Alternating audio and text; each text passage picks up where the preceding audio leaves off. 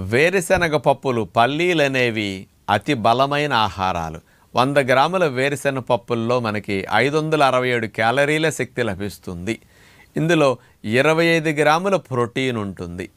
కాబట్టి వేరుశనగ పప్పులు ఆయిల్ ఇస్తాయి. అలా డైరెక్ట్గా తింటే వెగటగా ఉంటుంది, డైజెషన్ కొద్దిగా కష్టం. వేరుశనగ పప్పుల్ని 7-8 గంటల ముందు నానబెట్టుకుంటే సులభంగా జీర్ణమవుతాయి, పాలుగారే స్థితిగా మారుతుంది.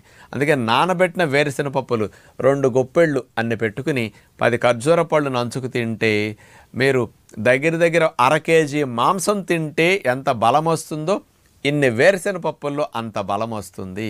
అతి ముఖ్యమైన ఆహారం వేరుశనగ పప్పులు. నానపెట్టుకు తినండి. ఫ్రెష్గా పచ్చి వేరుశనకాయలు మార్కెట్లో దొరికితే వాటినైనా ఒలుసుకుని రోజు అన్ని పప్పులు తినండి. 0 కొలెస్ట్రాల్ వేరుశనగ పప్పులు బలానికి తప్పనిసరిగా వాడండి.